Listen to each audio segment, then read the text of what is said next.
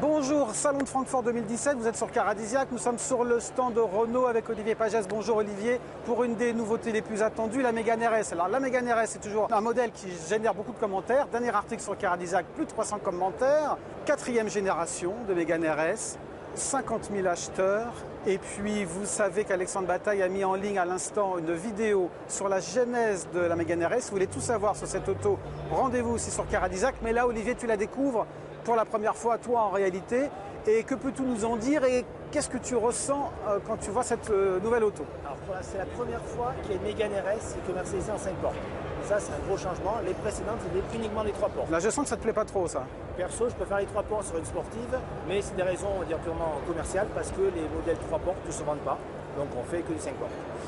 Deuxième point caractéristique, c'est la couleur. Ils ont pris un jaune que moi j'aime beaucoup, qu'on avait déjà sur la Clio RS et sur l'ancienne Mégane RS. C'est vraiment un point positif. Après, le look, c'est discret. Je sais pas, tu vois, on voit que c'est une sportive, mais ça n'a rien à voir avec une Civic Type R où tu as des ailerons partout. C'est plus sobre. C'est sobre un petit peu, de toute façon, c'est elle qui le prend. Tu préfères quand c'est sobre ou... Moi, j'aime pas quand il y a des trucs partout. Non. Et notre ami Soyayari, il va aimer ça? Ah, ça c'est la grosse question. Hein. Bon. Soyez, il aime les voitures efficaces et simples. Là, il y a quand même pas mal de sophistication, notamment en 4 roues directrices. Alors, parle-moi de la technique. Qu'est-ce qu'on sait de la 4 mécanique? roues directrices. Ouais. C'est la première fois sur ce segment-là qu'il y a une voiture qui a 4 roues directrices. Alors, beaucoup d'interrogations par rapport à cette technologie. Ça marche bien avec la GT sur route. Est-ce que ça va être aussi efficace sur piste? Ça va voir. Après, tu as 2 moteurs. Alors, les moteurs.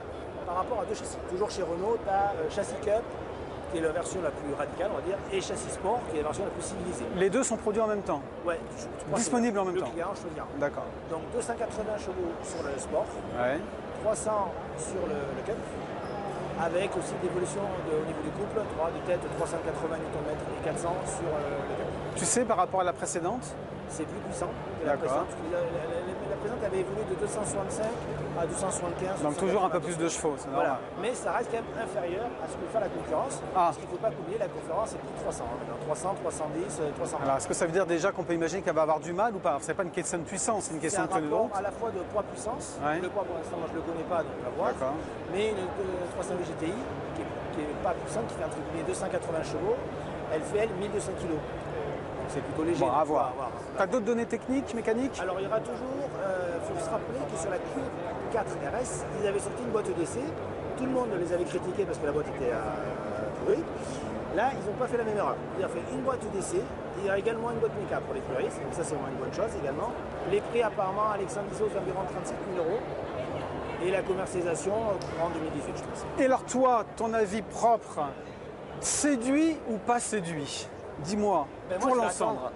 Parce que j'achète pas une sportive pour la voir, j'achète une sportive pour la rouler.